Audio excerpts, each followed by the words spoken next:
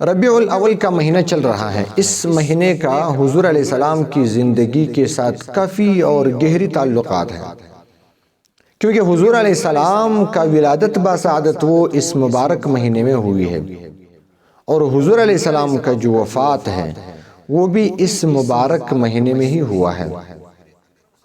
اس واسطے سے اس مہینے کا یعنی ربیع الاول کا تعلق حضور علیہ السلام کی سیرت کے ساتھ، حضور علیہ السلام کی زندگی کے ساتھ کافی گہرا اور کافی زیادہ تعلقات ہیں۔ لیکن حضور علیہ السلام کی جو وفات ہے اس پر تمام مؤرخین کا اتفاق ہے کہ حضور علیہ السلام کا وفات وہ 12 ربیع الاول کو ہوا ہے۔ محققین، اہل الرائے اور جو مؤرخین ہیں، جتنے بھی مؤرخین ہیں، سب کا اس بات پر اتفاق ہے۔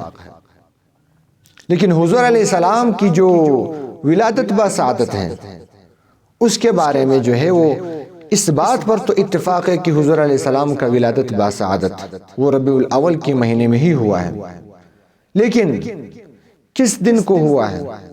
12 ربیع الاول کو ہوا ہے یا 8 ربیع الاول کو ہوا ہے، 9 ربیع الاول کو ہوا ہے؟ اس میں محققین حضرات اور اسی طرح اہل الرائے مؤرخین کا کافی اختلاف ہے۔ آج کل تو مشہور 12 ربیع الاول ہے کہ حضور علیہ السلام کا جو ولادت باسعادت ہے وہ 12 ربیع الاول کو ہی ہوا ہے، لیکن محققین کا یہ رائے نہیں ہے۔ محققین کا رائے وہ 9 ربیع الاول ہے۔ بہرحال جو بھی ہو، حقیقت کا پتہ وہ اللہ ہی کو ہے، لیکن حضور علیہ السلام کا جو ولادت ہے اس کا دن معلوم نہ ہونا، اس میں اہل الرائے محققین اور اسی طرح مؤرخین کا اختلاف ہو جانا، یہ اس بات کا بین اور واضح ثبوت ہے کہ صحابہ کرام، تابعین اور تبع تابعین یہ حضور علیہ السلام کی جو ولادت باسعادت کا دن ہے جس کو آج ہم میلاد کا نام دیتے ہیں، وہ میلاد نہیں مناتے تھے۔ اگر صحابہ حضور علیہ السلام کے زمانے میں یا حضور علیہ السلام کے اس دنیا سے چلے جانے کے بعد، اس کے بعد تابعین اور اس کے بعد تبع تابعین، اگر وہ لوگ میلاد مناتے ہیں، حضور علیہ السلام کی جو ہے وہ پیدائش کا دن مناتے ہیں، تو آج اس کی پیدائش کے دن پر اختلاف ہی نہ ہوتا، کیونکہ جب تک حضور علیہ السلام زندہ تھا تو صحابہ حضور علیہ السلام سے پوچھتے کہ آپ کا ولادت کا دن کون سا ہے؟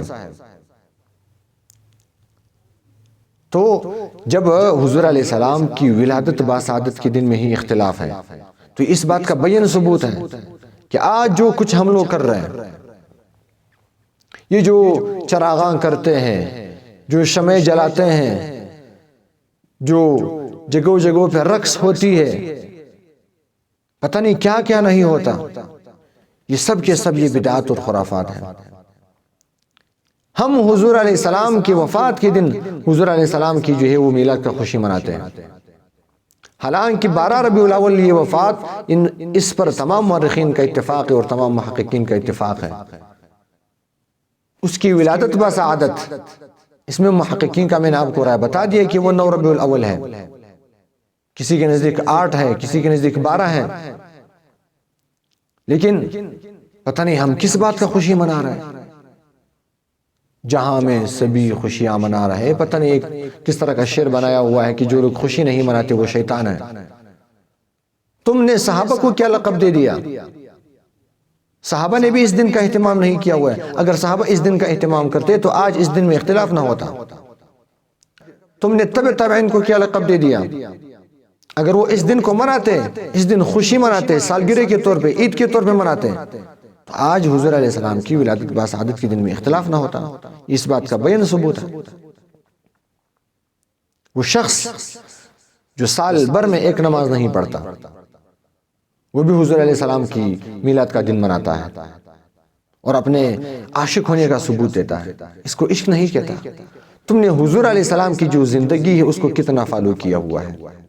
حضور علیہ السلام کا جو طرز زندگی ہے، جو اس کا جو اخلاق تھا حضور علیہ السلام کا، معاشرت کے لحاظ سے حضور علیہ السلام کا جس طرح رہن سہن تھا، تم نے اس کو کتنا فالو کیا ہوا ہے؟ عشق کا ثبوت تو اس سے ہوتا ہے. چراغاں کرنا یہ تو ایک رسم ہے، یہ تو رواج ہے، یہ تو بدعت ہے، اس کا شریعت میں کوئی ثبوت نہیں ہے.